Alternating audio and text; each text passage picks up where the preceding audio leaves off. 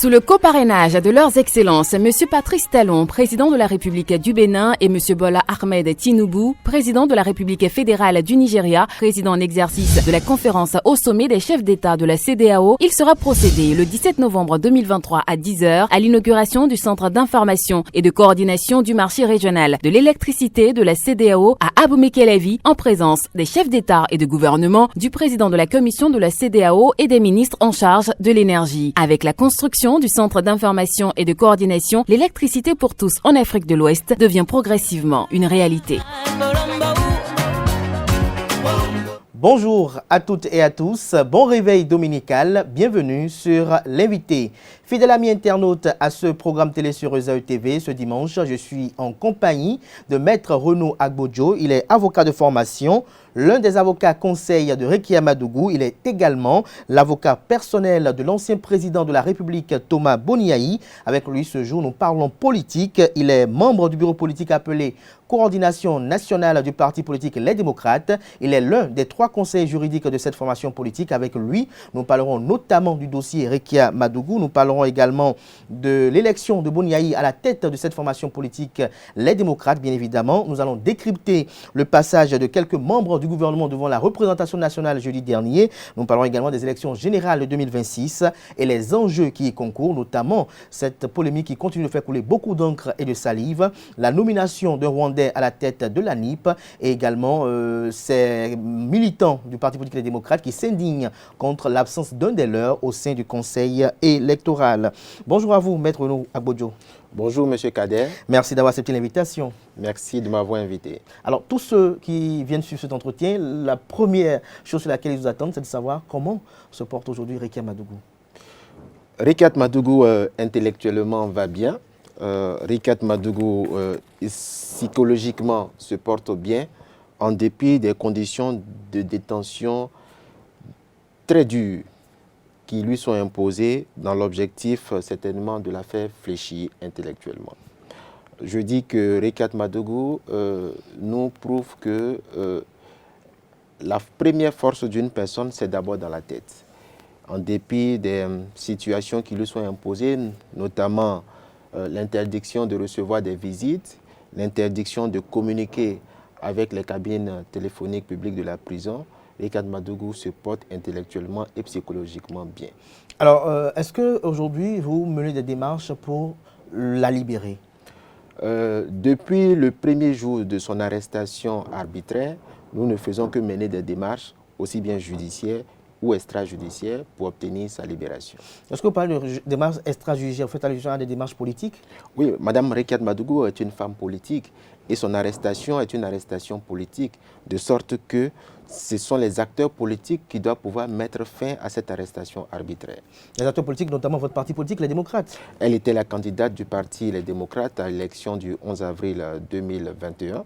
Elle en a été empêchée parce que justement elle était candidate. Donc il est normal que le parti Les Démocrates fasse mains et pieds pour aboutir à sa libération. Est-ce que vous trouvez une cohérence entre son arrestation et sa candidature à l'élection présidentielle? Oui, c'est justement même l'avis du groupe de travail des Nations Unies sur la détention arbitraire qui le dit, que son arrestation est politique et elle a été empêchée de participer à cette élection-là, et ce qui viole sa liberté d'expression, sa liberté d'opinion. Quand on se rappelle du jour de son arrestation et du moment de son arrestation, elle sortait d'un meeting politique organisé conjointement avec d'autres acteurs politiques, et c'est au sortir de ce meeting politique qu'elle a été arrêtée.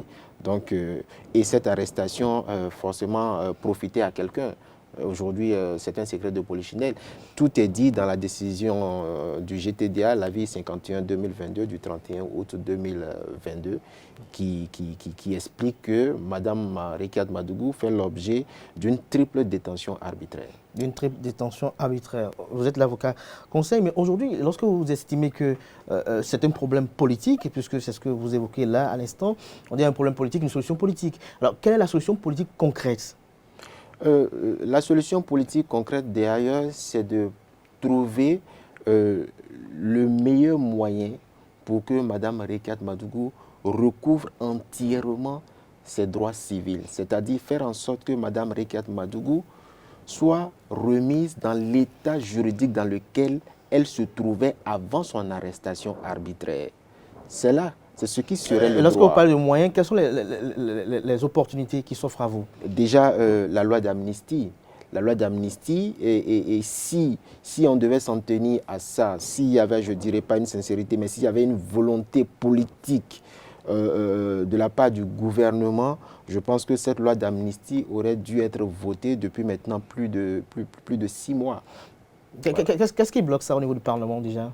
Je ne suis pas parlementaire. Mais vous avez des représentants là-bas, vous êtes conseiller juridique de cette formation politique, vous échangez avec vos parlementaires? Absolument. Oui. Oui, dans tous les cas, c'est un secret de polichinelle. La proposition de loi d'amnistie, de la loi spéciale portant amnistie, a été déposée par le parti Les Démocrates. Aujourd'hui, malheureusement, je dois vous le dire, il n'a pas bougé. La commission des lois ne l'a même pas inscrite à l'ordre du jour de sa commission, de sorte que nous pensons que c'est la volonté politique qui manque de la part des acteurs politiques en face. Est-ce que vous ne pensez pas que également au niveau de les démocrates, il y a un manque d'optimisme politique? Parce que cette loi ne peut pas passer sans le concours de la majorité présidentielle. Oui, il est évident que sans le concours de la majorité présidentielle, cette loi ne pourrait pas passer. Mais cette proposition de loi repose sur du droit. Elle repose sur du droit.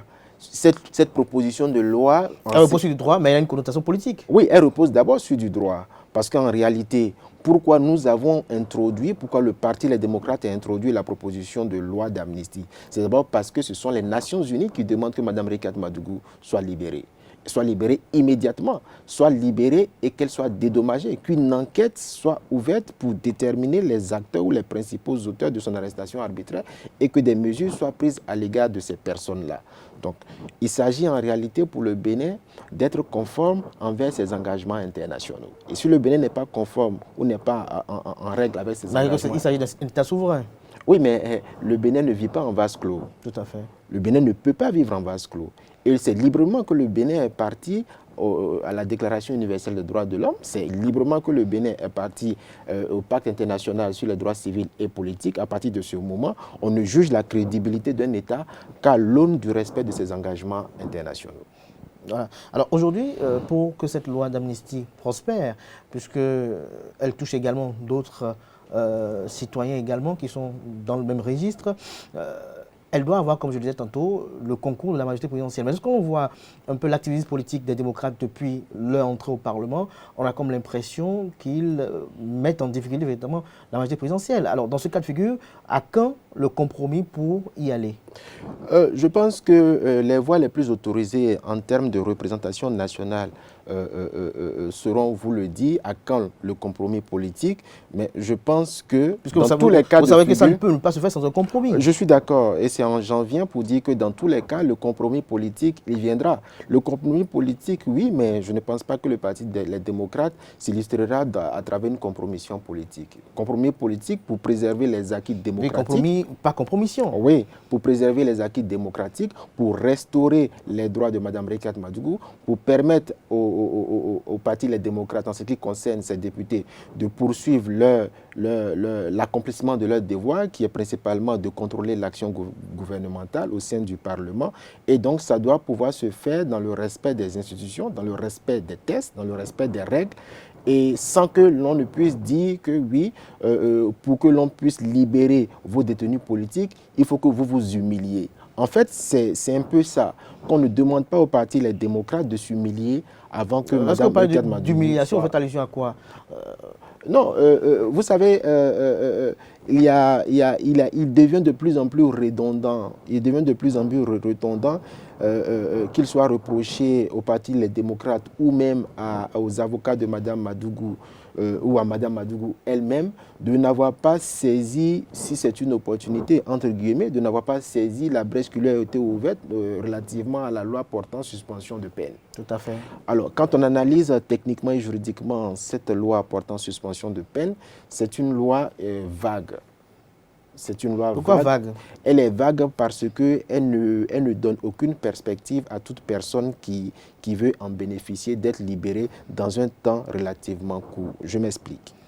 Alors, est-ce que vous savez qu'au jour d'aujourd'hui, il y a plus de 200 personnes qui ont introduit une demande de suspension de leur peine? Mais aucune de ces personnes n'a bénéficié d'une suspension de peine. Est-ce que vous savez qu'aujourd'hui, quand vous introduisez une demande de suspension de peine, le chef de l'État peut attendre 1 an, 2 ans, 3 ans, 4 ans, 5 ans pour vous l'accorder? Est-ce que vous savez aujourd'hui qu'en réalité, quand vous faites une demande de suspension de peine, la peine n'est pas suspendue automatiquement? En réalité, le problème c'est quoi?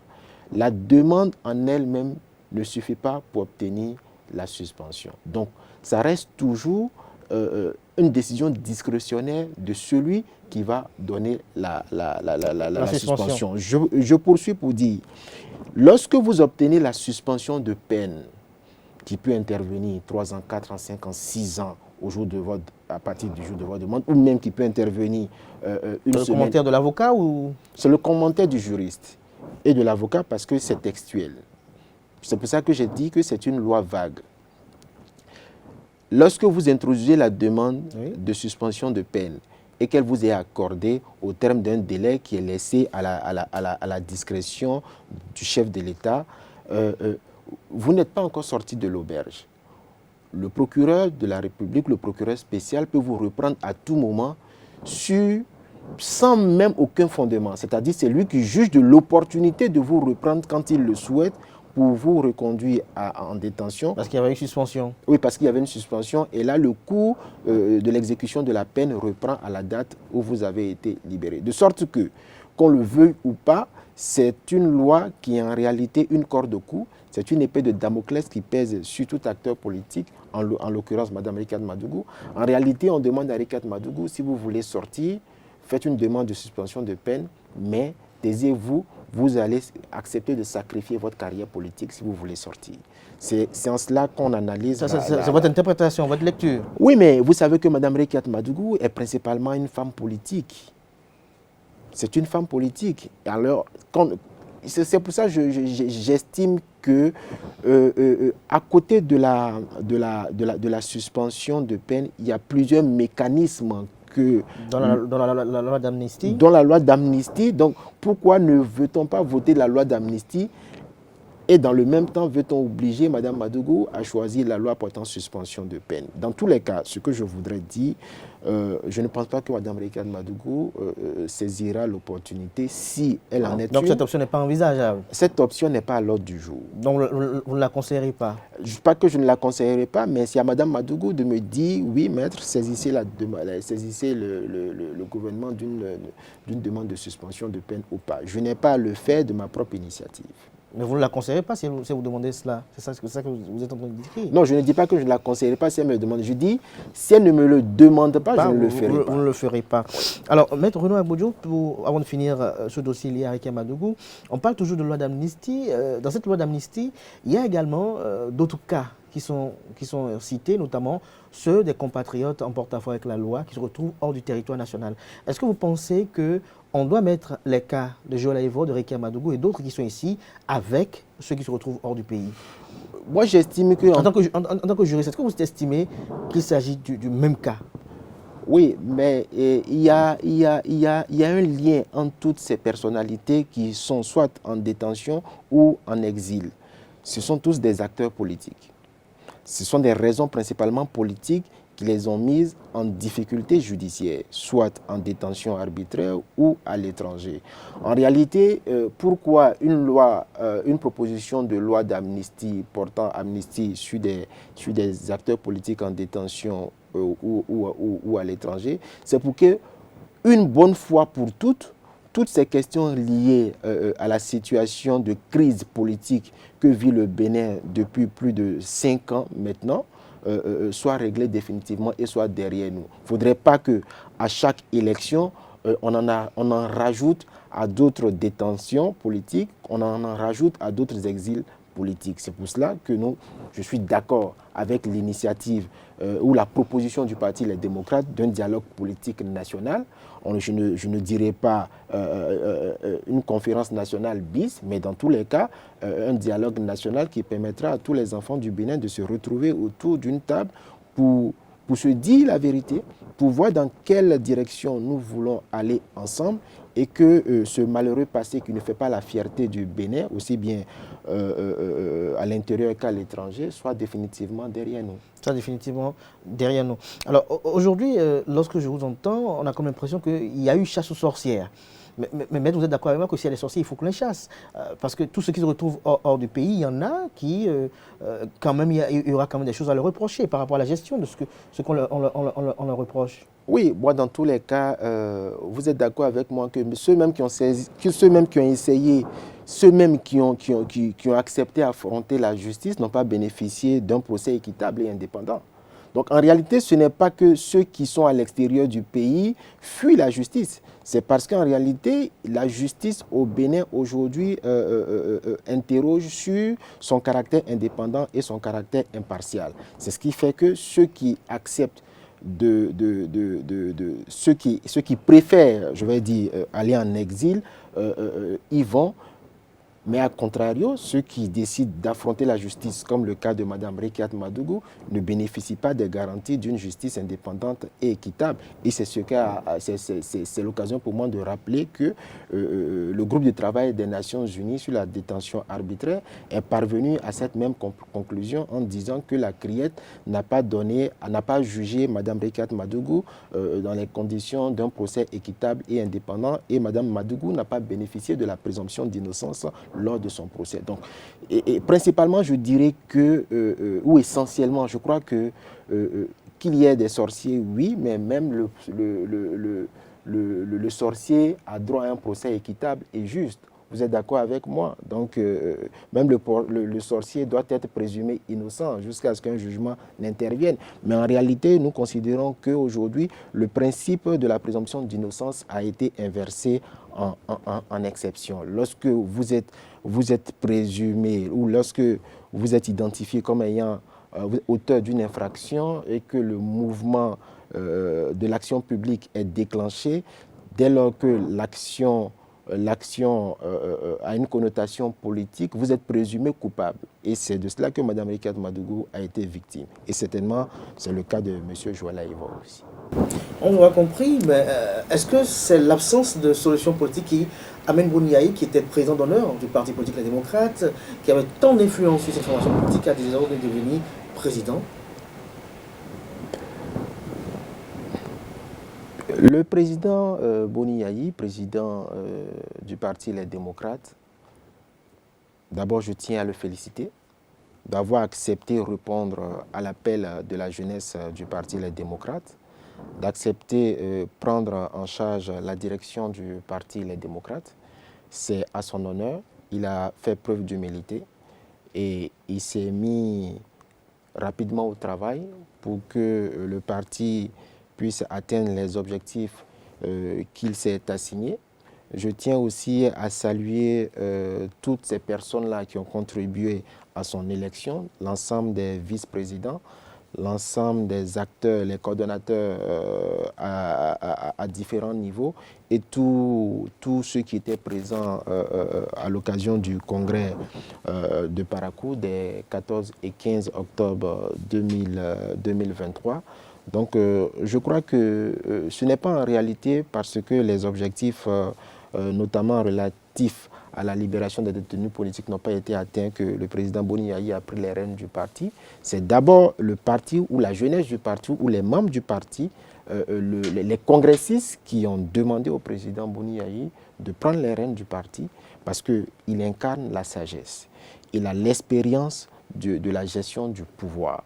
Et je pense qu'il a toutes les qualités aujourd'hui requises pour pouvoir mener à bon port le parti Les Démocrates. C'est pour cela que, de manière consensuelle, le choix s'est porté sur lui. Ça n'a aucun rapport avec la situation des détenus politiques. Le président Boni Yayi n'a pas attendu être président du parti Les Démocrates pour engager des initiatives en faveur des détenus politiques. Qu'ils vous souviennent déjà, je crois bien, si mes souvenirs sont bons, le 23 septembre 2021, il avait rencontré le chef de l'État, le président de la République, Patrice Talon, et lui avait demandé de procéder à la libération des détenus politiques.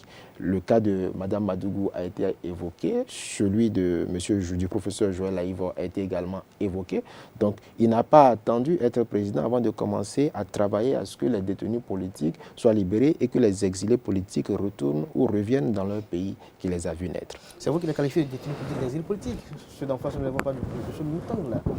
Bon, écoute, chacun est libre d'opiner de la façon de tirer le drap de son côté, mais comme en fonction de sa coloration politique? Non, pas forcément en fonction de sa coloration politique. Je ne vais pas citer tous les cas, mais il y a des exilés politiques qui ont bénéficié de décisions qui les restaurent, mais jusqu'à présent, ils ne sont pas rentrés. Je vais citer le cas de monsieur Sébastien Ajavon, dont j'ai eu la chance de défendre. Alors, Maître Renaud Aboudion, vous aurez compris sur le dossier Rekia Madougou, mais j'ai une question un peu embarrassante à votre endroit. Est-ce que selon vous, l'activisme politique des députés et des démocrates sert la cause de Rekia Madougou pour sa libération ou la dessert? D'abord, je tiens à vous rassurer que votre question n'est pas du tout embarrassante. Dit que l'activisme du parti Les Démocrates, en tout cas en ce qui concerne les 28 députés du parti à l'Assemblée nationale, leur activisme dessert Rekia Madougou, je dirais non. Leur activisme ne dessert en rien le cas de Rekia Madougou, parce qu'à supposer un instant que les 28 députés n'avaient pas fait de la libération de Rekia Madougou une condition d'apaisement de la crise, on les aurait taxés rapidement de trahison. Et c'est heureux que notre parti, à travers ses députés, ait introduit cette proposition de loi d'amnistie au profit des détenus et des exilés. Alors, nous avons entendu beaucoup de choses, comme quoi, oui, le parti politique, les démocrates, à travers ses députés, fait de la proposition de loi d'amnistie un marchandage politique. Ils veulent juste en réclamer la paternité, mais je dis que c'est une question de sincérité politique. Une question de sincérité politique. Mais lorsque vous voyez que, vous avez, comme je le disais tout à l'heure, vous avez besoin du concours de la majorité présidentielle et que même le rapport d'activité, même des choses un peu banales au niveau de l'Assemblée nationale, les députés et les démocrates sont toujours contre. Est-ce que vous aurez finalement ce coup de main? Non, mais j'aimerais apporter une précision en ce qui concerne le rapport d'activité du président de l'Assemblée nationale qui a été rejeté par le parti Les Démocrates à travers ses députés. Vous voyez, la mission des représentants du peuple, le Parlement, c'est d'abord les textes, c'est d'abord les lois. Mais dans le cas du rapport d'activité du président de l'Assemblée nationale, les 28 députés du Parti Les Démocrates, le rapport a été mis à leur disposition en moins de 24 heures. En moins de 24 heures. C'est-à-dire, ils n'ont même pas eu le temps de lire le texte, le rapport, qu'on leur a demandé de le voter. Alors, qu'est-ce qui empêchait qu'ils soient saisis au moins 72 heures avant l'arrivée ou la mise sur le bureau de l'Assemblée nationale de ce rapport d'activité? Donc, en réalité, le parti, les démocrates à l'Assemblée nationale, n'y est pas pour faire de la figuration.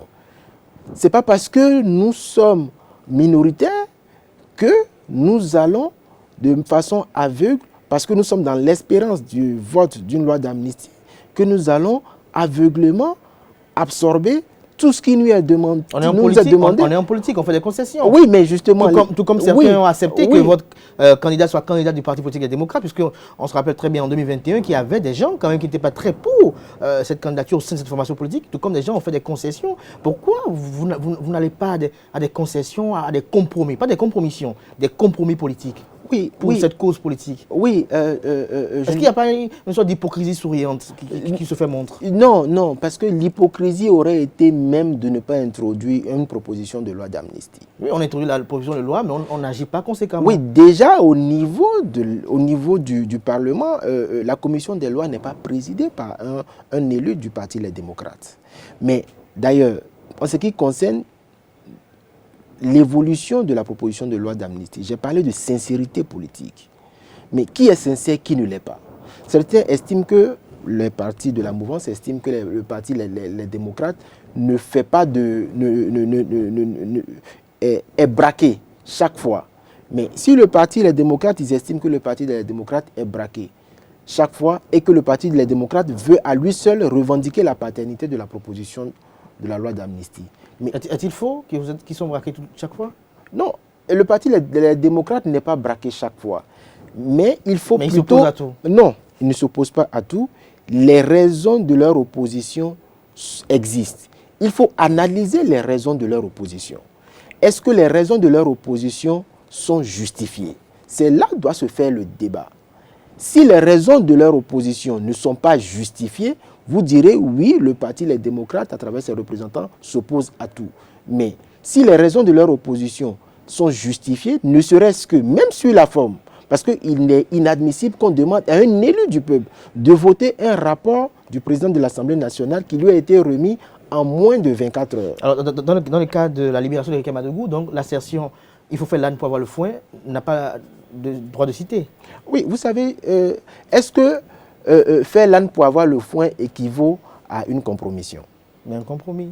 Oui, mais nous attendons le compromis, la proposition de compromis. Si la proposition de compromis arrive à la table des députés du parti, les démocrates, cette proposition de compromis sera forcément analysée. Nous n'avons pas eu de proposition de compromis, puisque, comme vous le dites si bien, nous ne sommes pas en position de force.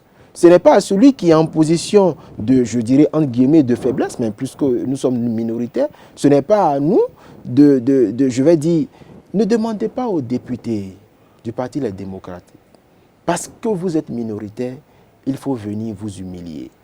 Mais les députés du Parti les démocrates, je crois, à travers le président du groupe parlementaire, je pense qu'ils sont dans les bonnes dispositions, dans de très bonnes dispositions, pour qu'un compromis se trouve entre eux et leurs collègues, afin de faire passer la proposition de loi d'amnistie. Parce que même, je dis, pourquoi les membres de la mouvance à travers le parti Bloc républicain et l'UP n'introduiraient pas eux-mêmes un projet de loi d'amnistie pour en faire un seul avec la proposition de loi d'amnistie, afin que tout le monde puisse revendiquer la libération de Eric Madougou?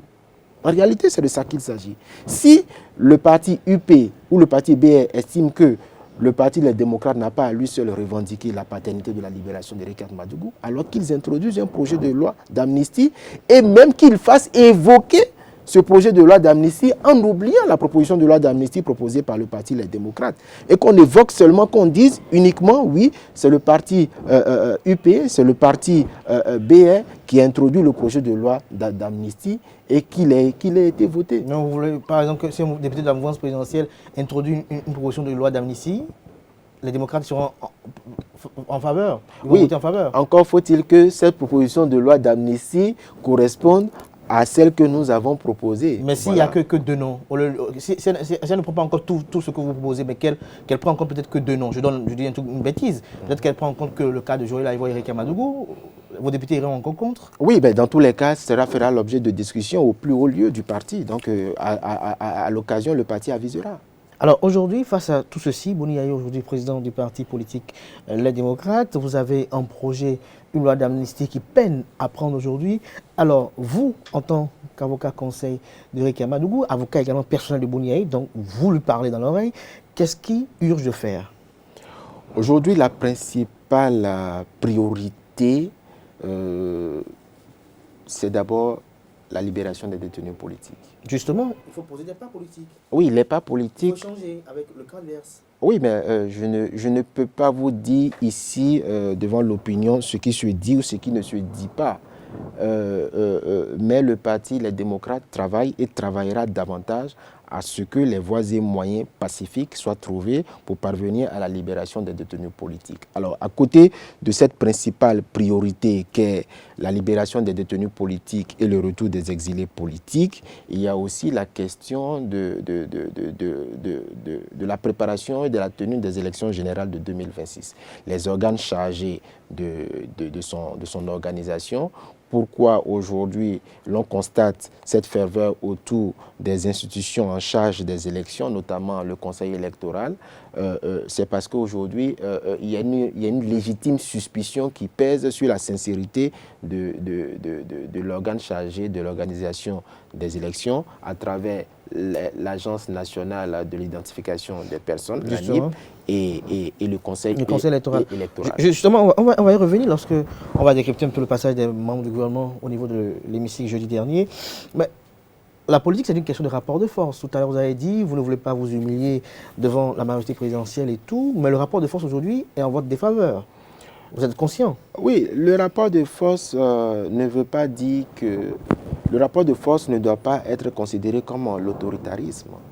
Parce que le Bénin est d'abord un état de droit. Il faut qu'on puisse trouver les voies et moyens pour que le droit soit respecté. Nous ne disons pas nous ne demandons pas au gouvernement de violer la loi. Bien au contraire, nous demandons au gouvernement que, bien que minoritaire à l'Assemblée nationale, que les droits de la minorité soient respectés. Déjà, au niveau de la représentation des partis au sein de la Sénat. Est-ce qu'aujourd'hui, le parti Les Démocrates doit avoir un représentant au niveau de la Sénat, bien qu'il soit minoritaire? C'est oui. Est-ce qu'aujourd'hui, le chef de file de l'opposition, qui est incontestablement le parti Les Démocrates, doit avoir un représentant au niveau de la Sénat? C'est également oui. Donc ce n'est pas un rapport de force en violation des tests. Non. Nous disons aujourd'hui que nous avons des droits que nous revendiquons et nous attendons à ce que ces droits-là soient respectés. Voilà. Alors, jeudi dernier, pour rester dans la droite ligne de votre développement de tout à l'heure, vos parlementaires ont interpellé le gouvernement sur un certain nombre de points. Ce qui quand même intéresse ce jour, c'est par rapport à la nomination du directeur général à la tête de l'ANIP. Vous avez évoqué également tout à l'heure dans vos propos l'absence de membres des démocrates au niveau de la Sénat. On a vu des militants de la démocrate interpeller la formation politique sur les réseaux sociaux. Mais au niveau de l'ANIP, quel est le problème? Qu'est-ce qui vous dérange dans la nomination de Pascal Nyamoulandida?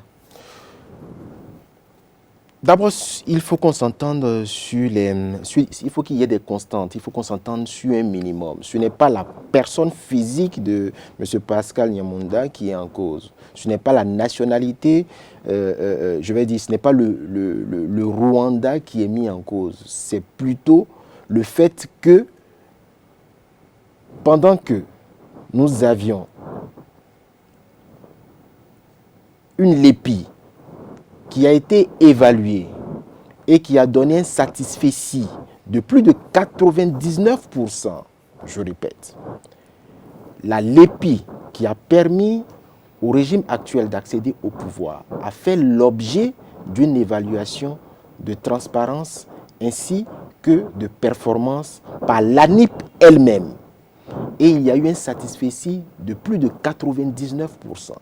Pendant que nous avions cet instrument de transparence électorale, le gouvernement a unilatéralement ou discrétionnairement décidé de mettre de côté ce joyau, ce bijou électoral pour confectionner unilatéralement une LEI, une liste électorale informatisée, sans associer les acteurs politiques de l'opposition. C'est là tout le débat. C'est-à-dire, pourquoi créer un problème alors que la solution a été déjà trouvée depuis 2016?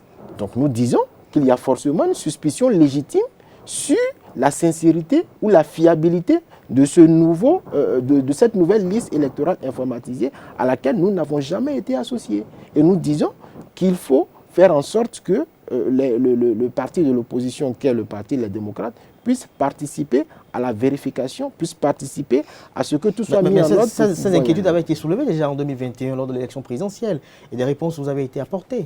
Lesquelles? Vous n'êtes pas satisfait? Non, dites-moi lesquelles réponses nous ont été apportées. Le parti Les Démocrates n'était membre d'aucune institution en charge des élections en 2021. Encore que le parti Les Démocrates n'a pas été autorisé, il ne lui a pas été permis de présenter des candidats. Donc nous étions étrangers à tout ce qui s'est passé comme élection en 2021. Mais il y avait un autre parti politique d'opposition. Je parle au nom du parti Les Démocrates. Je ne parle pas au nom d'un autre parti d'opposition. Ce qui est constant, c'est que le parti des démocrates avait un candidat et c'est ce candidat qui s'est retrouvé en détention arbitraire jusqu'à ce jour. Mais à vous entendre, peut-être que vous murmurez un peu cela, on a vu un de vos députés réclamer aussi avec des mots à Fleur Mousté, ce dialogue national que vous avez évoqué à l'instant, est-ce que là, vous êtes en train de poser progressivement vos bases pour ne pas dire vos conditions pour la participation aux élections générales de 2006? Oui, vous savez, si le parti, les démocrates, ne voulaient pas participer aux élections aux élections générales de 2026, ils n'auraient pas participé aux élections législatives de 2023. Encore qu'aux élections législatives de 2023, nous connaissons les conditions de participation du parti les démocrates. C'est quasiment à la dernière seconde que le parti les démocrates a pu considérer qu'il participerait à ces élections-là. Et le parti a fait mains et pieds pour pouvoir y participer. Nous disons que le parti les démocrates a des exigences.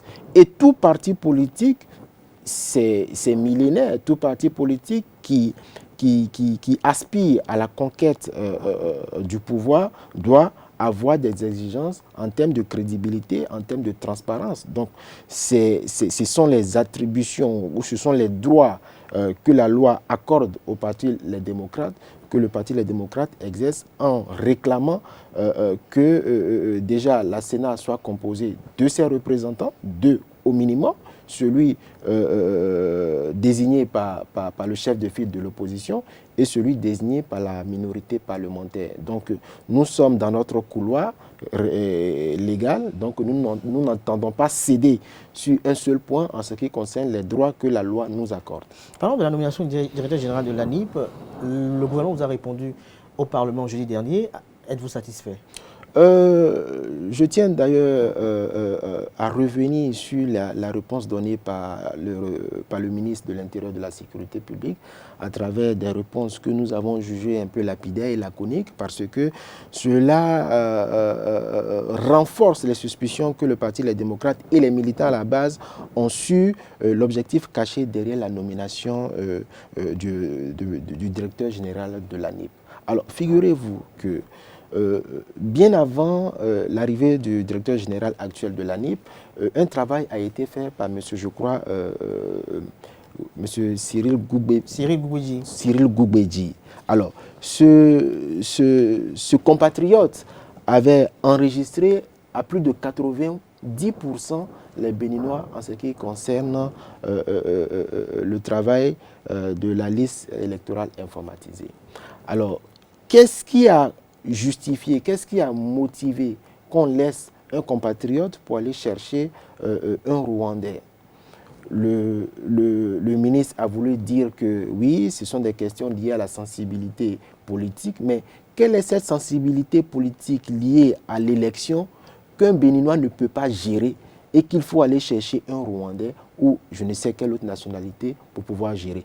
Est-ce que les élections dernières de 2016 n'ont pas pu être gérées de sorte à permettre que le pouvoir aujourd'hui soit celui qu'il est, c'est-à-dire le pouvoir de la rupture?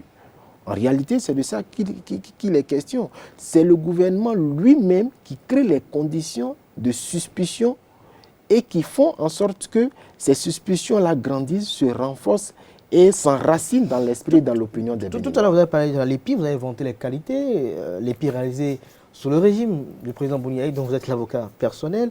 Alors, est-ce que vous êtes d'accord qu'à un moment donné, chaque régime qui vient puisse avoir pour volonté de parfaire ce qui a été fait? Mais je vous ai dit tout à l'heure que la LEPI a été évaluée avec plus de 99% de satisfecit. Bien que la perfection ne soit pas de ce monde, mais on peut dire que la LEPI a atteint une quasi-perfection. Reconnue même par les agents de l'ANIP. Reconnu même par l'ANIP. Donc, est-ce que c'est parce que... Le jeu de vote, tout ça est là. Oui, mais justement... Il y avait quand même quelques plaintes en 2016. Oui, mais vous parlez de quelques plaintes.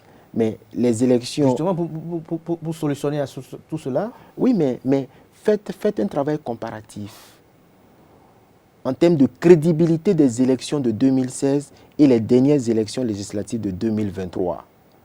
Faites un comparatif et dites-moi, en toute sincérité, quelle est l'élection qui a été la plus frauduleuse, où il y a eu des gonflements scandaleux, où il y a eu des électeurs qui ont été éloignés à plus de 20-30 km de leur lieu de vote.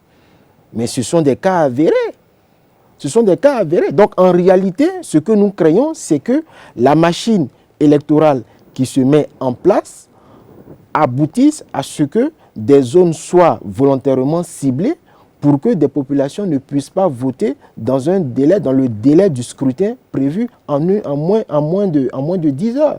Vous voyez? Donc, ce sont des craintes légitimes que nous avons parce que nous estimons que dès lors que le gouvernement n'a pas voulu que le processus qui conduit à l'organisation des élections à venir se fasse de manière contradictoire, avec toutes les parties prenantes en cause, nous estimons qu'il y a de très grosses craintes que nous soyons mis devant des cas très graves de tricherie, des cas très graves de fraude électorale. De fraude électorale, ce à quoi vous voulez lutter contre. Alors aujourd'hui, nous sommes à quelques semaines déjà de l'année 2023. 2026, c'est dans quelques années. Le temps est assez court pour préparer l'élection présidentielle.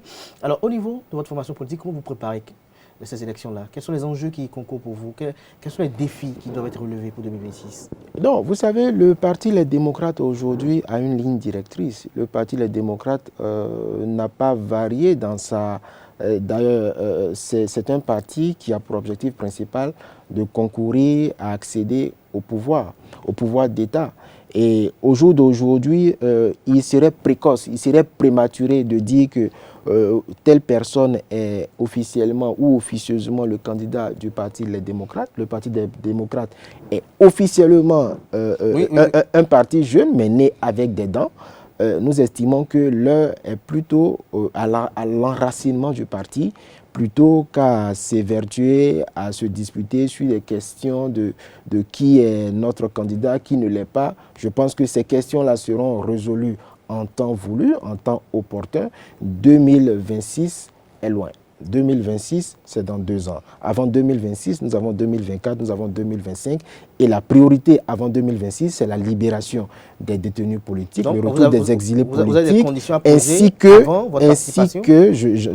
ainsi que l'organisation, la préparation du scrutin électoral de 2026 dans des conditions transparentes avec l'implication du Parti Les Démocrates dans les organes chargés de préparer les dites élections que sont la NIP et la Sénat. Donc pour faire bien comprendre très clairement, vous avez des exigences pour 2026. Absolument. Sans ça, vous ne participez pas aux élections? Non, j'ai dit que nous avons des exigences pour la participation du Parti Les Démocrates aux élections 2026. Ne me faites pas dire ce que je n'ai pas dit. Parce que tout parti qui concourt à accéder au pouvoir d'État doit avoir des exigences pour ne pas que ses votes ou les votes qui lui soient attribués soient volés. Vous avez vu sur les réseaux sociaux, dans des centres de vote, des présidents de bureaux de vote en train de cacheter des bulletins de vote lors des dernières élections et des élections de 2021. Il faut que ça cesse. Il faut que ça cesse. C'est ce que nous disons. Et ce que nous disons, ça n'a rien à voir avec conditions de participation ou pas à des élections. Mais bien que cela ait été fait, nous avons quand même participé aux élections législatives de 2023.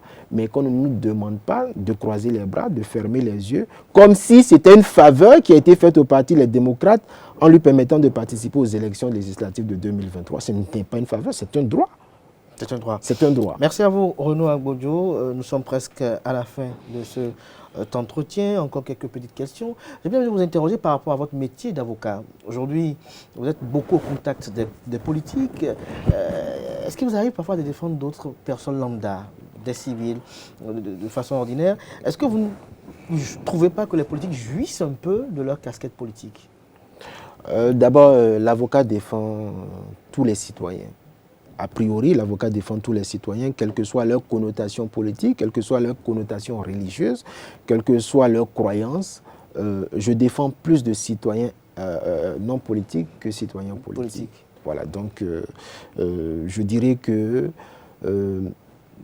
c'est un devoir parce que l'avocat est d'abord un humaniste, l'avocat est un assermenté et il y a des causes bien plus difficiles que d'autres, notamment les causes politiques, surtout lorsque vous avez une justice qui n'est pas libre, lorsque vous avez une justice qui est aux ordres, c'est beaucoup plus difficile pour l'avocat de bien faire son travail parce qu'il a comme le sentiment qu'il prêche dans un désert. Tout à l'heure, vous avez parlé de justice aux ordres. Est-ce que ces propos ne sont pas liés à votre posture du moment? Parce que aujourd'hui, demain, on peut vous retrouver, peut-être garde des sceaux demain, dans le même système. Alors, est-ce que ce n'est pas lié parfois à la posture? Vous savez, avant moi, il y a eu des défenseurs, ou des avocats, des membres de l'opposition. C'est vous qui voyez. Moi, je parle plutôt de faits. Je parle sur la base de constantes. C'est la base de ma réflexion. Je parle toujours sur la base de constantes. Je parle toujours de cas précis. Je parle du cas du président Boni Yayi en 2019 qui a été séquestré pendant 52 jours sans aucune décision de justice. Je parle sur le cas de Mme Rikat Madougou qui a été arrêtée sur la base d'un mandat d'amener illégal, qui n'a pas bénéficié d'un procès équitable, qui n'a pas bénéficié de la présomption d'innocence. Il y a eu ce sont des faits et il y a des décisions qui le constatent. Donc, que demain, ma posture change, j'espère et je ne pense pas que la conviction qui est principalement la mienne, qui est celle de pouvoir faire en sorte que la justice reste éloignée du politique, même si elle peut être amenée à être en contact avec le politique, que le magistrat qui est nommé, une fois nommé, a le devoir de ne plus être reconnaissant envers celui qui l'a nommé. En fait, quand vous prenez la constitution du Bénin, il est dit en ce qui concerne la prestation de serment du magistrat, le magistrat ne reconnaît que l'autorité de la loi. Le magistrat n'est soumis qu'à l'autorité de la loi. Il n'est pas soumis à l'autorité de celui qui l'a nommé. Donc je voudrais que ce principe-là devienne un principe sacro-saint et que pour tous les Béninois se sentent à équidistance, quel que soit leur niveau social, lorsqu'ils sont opposés devant la justice. Avant-dernière question, quel est votre vœu pour le système judiciaire béninois? Le vœu que je fais pour le système judiciaire béninois... Tout à l'heure, vous étiez en train de parler d'exil. Il y a également, par exemple, dans cette traque, par exemple, je dis quelque chose, peut-être une bêtise, par rapport à cette traque liée au cybercriminel, il y en a qui se retrouvent hors du pays aussi, on dirait aussi qu'ils sont en exil. Il y a d'autres également qui ont des problèmes avec la justice. Il y a des gens qui font preuve d'erreur de procédure judiciaire. Par rapport à tout ceci, aujourd'hui, vous, en tant qu'avocat qui avez côtoyé beaucoup de dossiers, les autres plus politiques que d'autres, quel est aujourd'hui ce que vous estimez qui doit être fait de façon urgente pour une justice plus équitable au service des populations? Il y a beaucoup de choses à faire. D'abord, il faut que les magistrats et les avocats se parlent. Quand je dis se parlent, il faut déjà aussi et principalement que le Conseil supérieur de la magistrature soit dirigé par des magistrats. C'est-à-dire quoi? Il faut dépolitiser le Conseil supérieur de la magistrature. Et tant que le Conseil supérieur de la magistrature restera un organe de discipline politique, c'est-à-dire où on y retrouve des députés, où on y retrouve des personnalités nommées par le pouvoir politique en nombre supérieur aux magistrats, les magistrats seront toujours fragiles. Et ils feront toujours ce que le politique leur demande. Et c'est ce qui donne malheureusement ce à quoi nous assistons aujourd'hui, des condamnations politiques, des exils politiques. Et malheureusement, cette situation-là n'est pas de nature à restaurer l'image de notre justice. Alors, Maître Raboudjoum, nous avons fait cet entretien, vous avez regardé droit à la caméra, c'est un rituel. Vous avez adressé à tous vos sympathisants et également aux militants du Parti des démocrates qui ont bien voulu suivre cet entretien. Je dirais merci pour l'attention qui nous a été prêtée. Nous espérons qu'au sortir de cet entretien, les positions vont se rapprocher, notamment en ce qui concerne la situation des détenus politiques, que Mme Madougou puisse retrouver ses enfants, puisse retrouver sa famille. Mme Madougou est une experte en termes d'économie. Je pense que le Bénin a besoin d'elle. Je pense que sa détention ne fait plaisir à personne. Je pense même que sa détention ne fait pas plaisir au chef de l'État. ni à ses collaborateurs, puisque elle a certainement des amis au sein du gouvernement et elle a des amis autour du chef de l'État et ça ne leur fait pas plaisir. Mais je pense que la politique ne doit pas être une raison fondamentale pour mettre à mal la paix sociale. J'estime que cela n'honore pas notre pays et il y a eu des antécédents où le Bénin est parvenu à mettre derrière lui toutes ces crises-là qui ne lui permettaient pas de retrouver la paix sociale. Donc j'invite instamment le gouvernement, à sa tête le président de la République, à faire en sorte que Mme Ricat Madougou soit libérée. Enfin, ensuite, je dirais qu'il est primordial pour que les élections générales à venir, dans 2 ans, il est primordial pour que ces élections-là, si elles doivent bien se passer, il est primordial que le gouvernement qui est en fin de régime puisse faire en sorte que l'histoire retienne qu'avant de partir, toutes les conditions ont été réunies pour des élections apaisées, des élections transparentes, comme en 2016. Comme en 2016, où la LEPI a été créditée d'un satisfecit à plus de 99%. Nous souhaitons que la LEI aussi soit créditée du même satisfecit, ou au minimum même, si on nous dit aujourd'hui, une expertise est faite aujourd'hui, on nous dit la LEI est crédibilisée d'une fiabilité de 80 ou de 70%, mais nous serons même preneurs. Mais aujourd'hui, je vous avoue que si on devait expertiser la sincérité, la fiabilité de la LEI, on n'atteindrait même pas 20%. Donc j'estime qu'il faut faire en sorte que les élections à venir soient organisées avec l'implication de tous les partis politiques, principalement ceux de l'opposition. Nous ne réclamons pas 2 choses. Nous demandons juste que les dispositions de l'article 20 et 21 du Code électoral soient appliquées et que les représentants de l'opposition au sein de la Sénat aujourd'hui soient désignés par le parti Les Démocrates et qu'ils puissent participer au processus qui permettra d'aboutir à la tenue des élections générales en 2026. Merci beaucoup. Merci à vous, Renaud Agbodjo. Chers amis internautes, on retiendra de cet entretien que l'invité, qui est avocat conseil de Rekia Madougou, l'un des avocats conseils, nous a fait savoir que intellectuellement et psychologiquement, Rekia Madougou va bien. Il a eu à partager avec nous l'avis du groupe de travail des Nations Unies sur la détention arbitraire. Il a eu à expliquer les travaux de ce groupe de travail-là. Il a eu à également donner un peu ses implications, notamment sur le plan politique. Il a eu à expliquer au cours de cet entretien la loi en suspension de peine. Pour lui, c'est une corde au cou, autant pour moi. Pour lui, c'est également une épée de Damoclès. Et donc, pour lui, ce n'est pas une option véritablement envisageable. Il a eu à également évoquer la loi d'amnistie qui, pour lui, est une option véritablement porteuse d'avenir et d'espérance pour que Rekia Madougou puisse recouvrer de toutes ses facultés politiques et intellectuelles. Il a eu à nous faire savoir également que le président Bouniaï est venu à la tête du parti politique suite à l'appel de la jeunesse. Et donc, pour lui, il félicite l'ancien président Thomas Bouniaï d'avoir fait preuve d'humilité en acceptant l'appel de la jeunesse pour le sacrifice de la cause commune. Pour lui, l'ancien président Bouniaï incarne la sagesse et l'expérience du pouvoir d'État. Il nous a partagé avec nous les exigences du parti politique Les Démocrates pour leur participation à l'élection présidentielle de 2026. Il a eu à dire, je cite, que le magistrat qui est nommé ne doit plus avoir le devoir de reconnaissance envers celui qui l'a nommé. Il a eu à illustrer ces propos-là avec des textes qui sont en vigueur. Il a fait savoir qu'il faut dépolitiser le Conseil supérieur de la magistrature pour une justice plus efficace au service des uns et des autres. En fin d'émission, dans sa conclusion, il a eu à affirmer que le Bénin a besoin de Rekia Madougou. J'espère que je vous ai résumé plus ou moins. Vous avez fait une très bonne synthèse. Je vous en félicite. Merci beaucoup, Renaud Agbodjo. Je rappelle que vous êtes avocat de formation. Vous êtes l'un des avocats conseils de Rekia Madougou, l'avocat personnel du président Thomas Bouniaï, l'ancien président de la République. Vous êtes membre du bureau politique appelé Coordination nationale du parti politique Les Démocrates.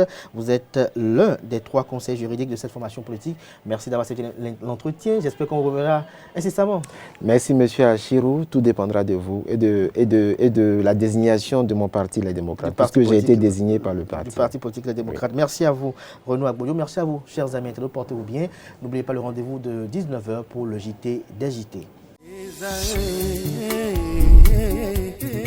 L'École supérieure d'administration, d'économie, de journalisme et des métiers de l'audiovisuel ESAE offre de nouveaux challenges pour l'année universitaire 2023-2024. Étudiantes et étudiants, parents d'élèves nouveaux bacheliers, ESAE, c'est la garantie d'une formation de qualité à des conditions très avantageuses. À Gbedjromede, à Papa, à Boumekalavi et Parakou, inscrivez-vous en administration générale, administration du travail et de la sécurité sociale, trésor et finances publiques, impôts, diplomatie et relations internationales, journalisme et métiers de l'audiovisuel, gestion des marchés publics, planification et développement local, sciences économiques, sciences juridiques et toutes les filières des sciences de gestion. ESAE vous offre des bourses, demi-bourses et de réductions pour les premières inscriptions dans toutes ces filières. Waouh! En licence 1, 2 et 3 et en master, bénéficiez jusqu'à 50% de réduction sur tous nos sites. N'est-ce pas génial? Infoline. ESAE Gbedjromede, 3e rue à droite en quittant le carrefour Le Jador pour la BIBE Jéricho ou au plus 229 90 93 65 21 98 98 14 00 à Kpakpa au plus 229 52 88 33 33 à Boumekalavi au plus 229 52 88 44 44 Parakou au plus 229 52 46 12 12. ESAE, l'excellence à un an.